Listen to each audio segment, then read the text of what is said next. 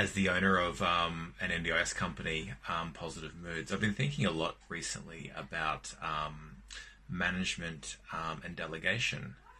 And I think good management fits somewhere between the extremes of complete delegation, not caring, to the micromanagement. And I think it's easy as a manager to to be in one end or the other.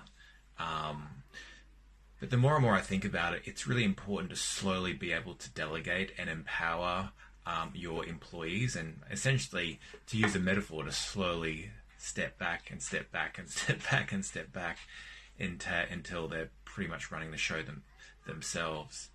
But this doesn't happen straight away because they need to know exactly what they need to do.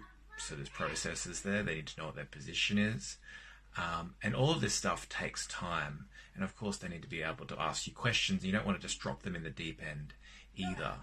But as they become proficient and they can understand what they need to do, and they want to know about the context and things surrounding their role, not just the specific tasks. And I think they can take on, some more responsibilities, and you can delegate a little bit more. And that's oftentimes what they're wanting.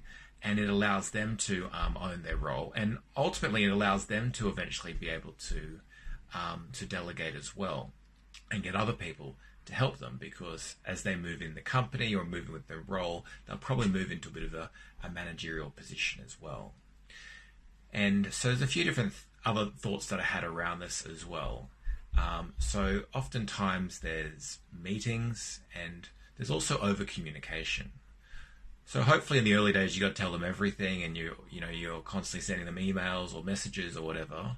But as they move into their role, it's important not to over communicate and really to simplify the message.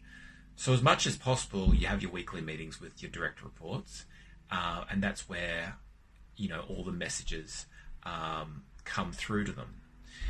And it's only really when something's urgent that comes up when you should be communicating between the meetings. And it's a great place to eventually get to, but the reality is that often you do have to, be messaging them every day or every second day, and them to you as well. But the beautiful thing is when you wait for 3 or 4 days to go to the meeting, the things that were important at the time often aren't that important by the time that you have the meeting, and also that you can talk about everything, so there's context there as well, and you can really streamline the relationship. And then you do what's actually important, and you don't worry about the things that you thought were important but aren't actually that important anymore.